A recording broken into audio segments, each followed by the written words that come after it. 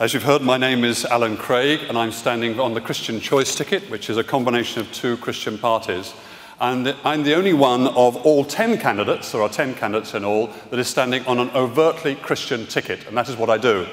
I want to read very briefly to you, which will set out where I'm coming from, a couple of statements. One was from the press about a judge, many of you all have read this, a judge in the family courts who said that he thought family breakdown is a cancer behind almost every evil affecting the country and therefore the capital.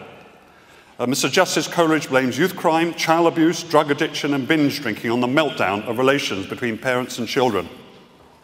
The Joseph Rowntree Foundation recently brought out a report and they did a survey. And the Joseph Rowntree Foundation found people are concerned about how we are seen to live our lives. Individualism, greed, and the decline of community and the decline of values are among its social evils. I'm unashamedly standing on a Christian platform today.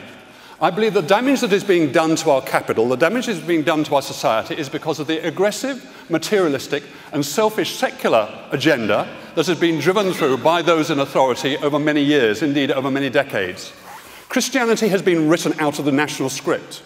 The Christianity that's provided so much, not only our freedoms, but our prosperity and so on, in the past, has been deliberately and aggressively written out of the national script at all levels.